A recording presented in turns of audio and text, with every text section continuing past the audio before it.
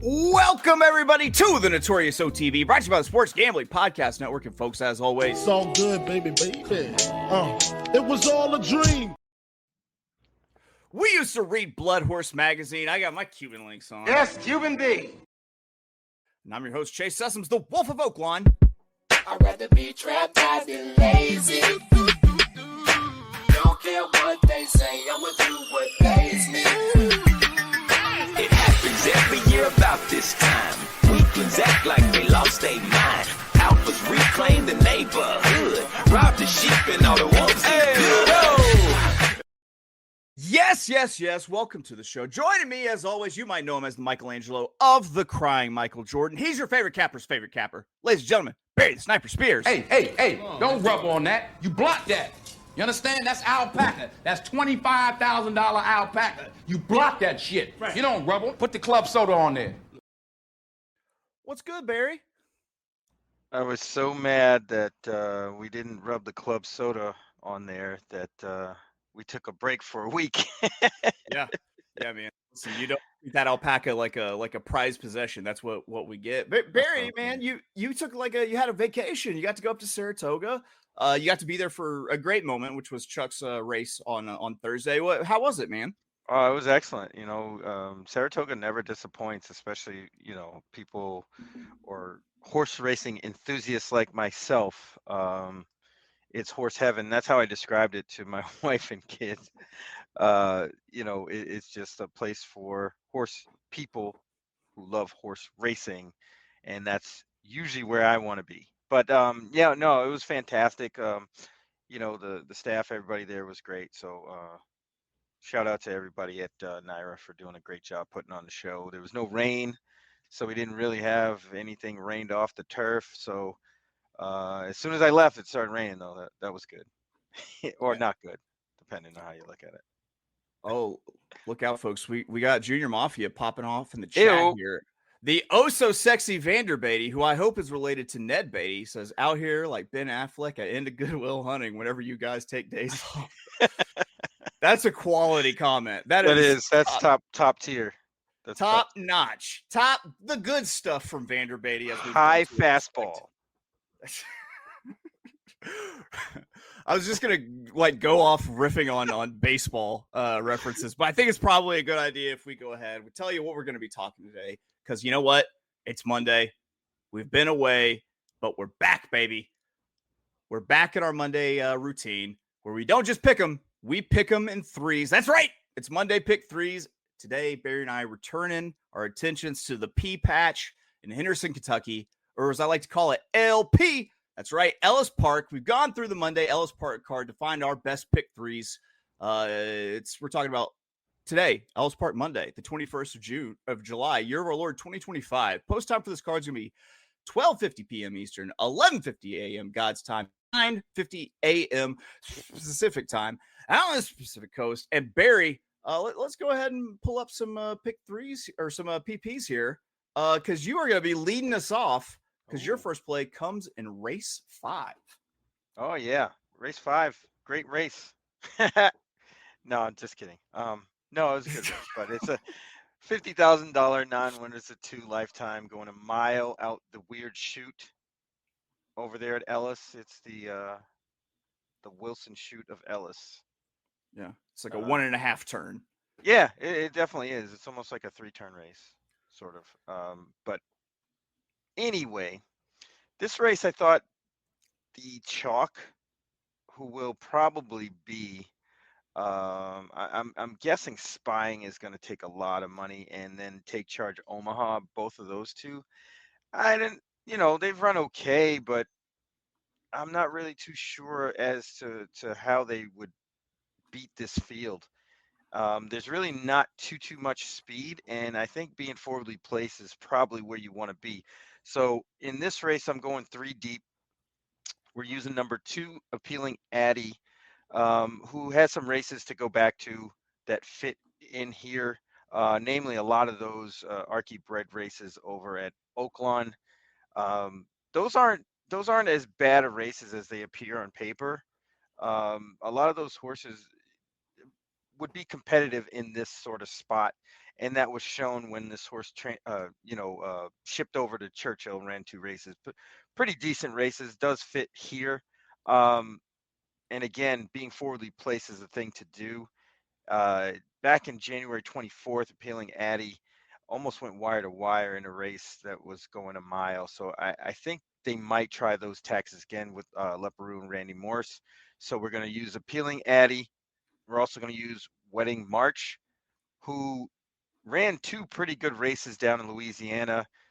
Went over to Lone Star, ran a bang-up race off the layoff first this year, July 6th. Comes back in this spot, should be formidable, close up. This horse really hasn't run a bad race. The improving buyer numbers is another plus going into this race. Getting back to a fast track also is probably ideal as well. So we're going to use the 4 Wedding March, and we're going to use the 5 Spun Up. This horse came back off the bench June 19th from a layoff from April 12th. Ran a pretty good race comparable to what this horse was doing before the layoff. Cuts back a little bit in distance. I think that might be the key here. This horse should be kind of forwardly placed for a barn that does well second off a layoff, and they get their go-to rider, Brian Hernandez, who fires at 23% for this barn. So we're going to use the 2, 4, and 5 to get out of race 5. Here we go. We roll it into race 6, which I'm going to remember to set up for you. It's been a long time, but folks, I'm rusty. I know, man. Hey. Yeah, dude. Where are my manners, Barry? Where are my manners? All right. Race 6, 9 furlongs, $102,000 non-winners, a 1 something. I'm not here to read your fucking conditions. Allowance, and it's on the turf. What are you doing here, Barry? So we're going to go 2 deep here. There's a couple of horses that should get bet, the 6 Fleetingly and the 7 Quietly. I thought that Quietly would, in this spot, leave herself too much to do. She's really a dead closer here, and I don't think will get the job done. I mean, of course, this horse could be tons the best, but at a short price, I would think I need that horse to prove it to me. So that being said, there isn't really a whole lot of speed in this race up front. So we're going to use the 2, Faith Understood. I think this horse might be able to get out there and control the pace. Was running pretty well back in 2024 on the turf, going from Kentucky to New York to Santa Anita. Ran some real good races, including the Memories of Silver at a mile at Aqueduct. Almost won that race. And it seems like this horse is kind of coming back into form. If that horse runs anywhere near what that horse did in that Memories of Silver back last April, this horse will be right there. Especially with the pace advantage, I think this horse merits a good shot. We're also going to use the chalk here, unfortunately, Fleetingly, out of the Chad Brown barn. This horse just really embarrassed the field of maidens June 7th at Churchill. I don't see any horses comparable to this horse's perceived talent in this race. There's really not much in here, and I think this horse might actually tower over this field, but we'll see. I don't think this horse needs to be back or further. This horse could be placed anywhere they want. And I think this horse is going to live up to that 9-5 morning line. All right. We roll it into race 7 where Barry closes out his pick 3. We got 1 mile, 8 furlongs, $50,000 optional claimer, non-money sign, something Y. Barry, what are you doing here? Yeah, the money sign's non-winners of 18,000. Yeah. But that's a condition, Barry. I don't read those. That's true. I will though. Fair. That's fair. Sometimes. Like this one, that one gets confusing because it's hard to tell in the form or anywhere else how much that dollar sign is. But that's something the race reform probably needs to hash out maybe at some point. But for now, you just assume it's 18,000 at Ellis when you see it. And in fact, the horse I picked, number 8, Can't Hush This, almost won a race like this last July 22nd, 2024 to be exact. and that was really part of the impetus for me to pick this horse.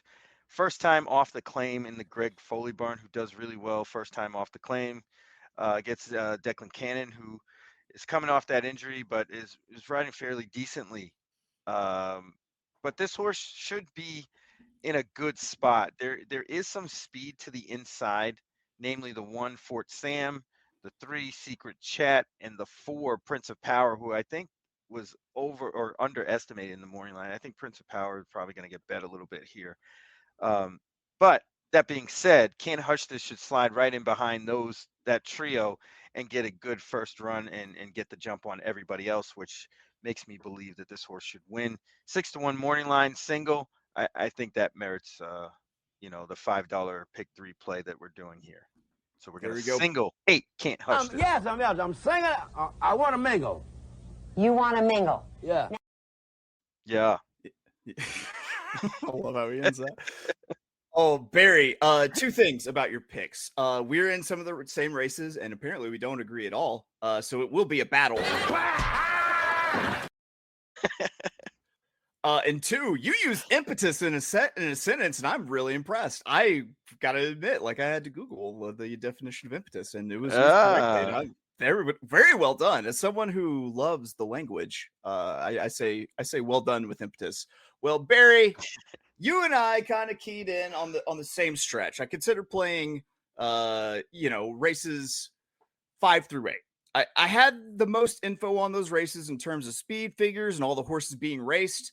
It ended up being race 6 through 8, that stretch that I wanted to play horizontally. The reason I chose that stretch of races had to do with what I saw as an extreme pace scenario in the very first leg of my pick 3 in race 6. And I'm going to try to leverage that. We've already gone over it. It's the 9 furlong, 102,000 on the turf. This is the extreme pace scenario that I want to exploit. There's absolutely no early speed in this race. I call these very moonwalk races. There are no horses in that want to be on the front, and I imagine the gates opening and all of them just start kind of moonwalking backwards to avoid being on the lead. Ironically, the horses that find themselves on the front are the way I tend to go in these races because the pace will be slow. There's not going to be anything to chase or run into in the sprint to the finish. So I'm going too deep in this. I'm starting off with number 5, Poppy the Princess. This one ended up being my top pick kind of by virtue of price because I think that this is the horse and my other horse are your 2 likely winners due to the pace setup. I think that this one could go to the lead, and I think it could win. It's pretty much as simple as that. And that's also why I'm using number 4, Classy and Connected, because everything I said about Poppy's Princess, fucking ditto here for Classy and Connected. So I'm using those 2, Classy and Connected at 9-2, Poppy the Princess at 10-1, because I think they're the horses that can steal it on the front. You know why? Because it's a turf route, and I think every horse can steal it on the front in a turf route. All right. We roll it into my hump day leg, race 7. It's the 8 furlong, $50,000. Non-money sign Y, optional claimer on the dirt. Race 7 is the opposite of what I talked about in race 6. There's actually, I think, too much speed signed on for this one. And a half turn out of the chute at Ellis Park, I saw the number 1, Fort Sam, at 4-1, the number 4, Princess of Power, and the number 8, Can't Hush This, is all pushing for the front end. And I'm going to counter that abundance of early speed with all 3 horses that like to win this from off the pace. The first one is going to be my top pick, is going to be number 6, Passing Game. I thought the Passing Game is probably sitting in the optimum spot for this race. It should have the first run at all those early speeds that I mentioned, duking it out on the front. 3-way ding-dong slap fight. That's what they call it, right? Is that? Yeah. I think. Yeah, ding-dong slap fight. No one wins in a ding-dong slap fight, by the way. Linda Rice puts up Torres in this spot. It looks like the previous connections blew this one out a few times on the work tab before it falling into Linda's barn. And she let this one have just a slow leg stretcher before this race. And I think this one is in shape and ready to run. The distance shouldn't be an issue because this one has wins at a mile plus. So my top pick is the 6, Passing Game. It might be my top pick, but I'm going to back it up with 2 other horses. That's going to be the 2, Dave Vernon at 6-1, and the 3, Secret Chat at 3-1. And then in race 8, I wrap it up. 6 furlongs, $150,000. The Twin Bridges Stakes on the dirt. This is another race with what I felt like an unsustainable amount of early pace from the front runners. I, once again, have another pack of 3 hunting the front. I think this will open it up for 3 horses that I like to round out this pick 3. The number 6, Minx Palace at 9-2. Minx Palace is going to be my top pick, and Minx Palace is going into the wide stalking position, I think, and should have the first run at the early speed as it comes back to the field. Keneally and Machado team up for this one. I think it's a pretty strong duo when they work together. Minx Palace is also dropping from graded stakes competition with notable names like Vava. And I think there's a chance that this one gets bed down. But I love having it on my pick 3. And who knows, if this cashes with Minx Palace, maybe I'll get some mink gloves or a mink coat or something. I'm going to Alaska soon. I'll club my own mink. I swear to Christ. I'm also going to be using the number 2, Sultry Lass at 12-1 for David Jacobson, owned by David Jacobson. We got the pet horse angle going there, which, if you do remember, folks, it's been a long time since I've said it. That is a dirty little pig boy angle. Little pig boy. Can I get the definition? Little pig boy. He's that pathetic, dirty bitch baby mistress gets to stand on. And the number 8, Tap It Quick, which, guys, don't be in a rush. That's all I'm just saying that. At 8-1, that got that rounding out my my pick 3. So 2, 6, 8 in race 8, the final leg. I'm playing my pick 3 for $1. That's going to get me in for 18. Those are our pick 3s. Barry, how do you feel about wrapping up bets? I think it is a necessity, especially when we do pick 3s. Is mandatory. There you go, Barry. You got to find a clip for that. I do. You're right. All right. So we're going $5 pick 3. Race 5, we're starting off with the 2, 4, and 5. Race 6, the 2 and 6. And race 7, the 8. Can't hush this. $30 for that play. And after you bet it, stand in line because we're hitting. That's right. And despite the kick in the chest. Make sure you stand there the entire time. No regular Whitey pay me. Until Whitey pays you. All right. Here we go. Here's my pick 3 for Monday at Ellis Park. We started in race 6. We've got the 4, 5 in race 6. Race 7, 2, 3, 6. Race 8, 2, 6, 8. That's an $18 play for $1. Barry, what else could the people even want from us? We came back firing on all cylinders after vacation. You got that sweet Saratoga shirt. I've got this sweet pendant with an angel with a mask on carrying an Uzi, because why the fuck not? Yeah, we're in rare form to start the week. Rare goddamn form. Guys, that's going to do it for us here at the Notorious OTB, but don't worry your sweet little baby angel faces, because we're going to be back tomorrow for the show that everyone's clamoring for. That's right, Tuesday, Parks, long shots. Everyone plays Parks. I always tell people I don't play Parks. Since the last time I told my friends that I don't play Parks. It's a lie. We all do it. Just admit to it. All right, Barry, any parting words for the people? Take it easy this week. It's almost August. Yeah. I'm going to be running around like crazy because your boy's going to Alaska. I think I said it already, but I'm going to say it again. Or as I like to call it, Alaska. All right, guys, that's it for us here at the Notorious OTB, brought to you by the Sports Gambling Podcast Network. We will see you tomorrow. Bye-bye. She got long ass balls, Larry.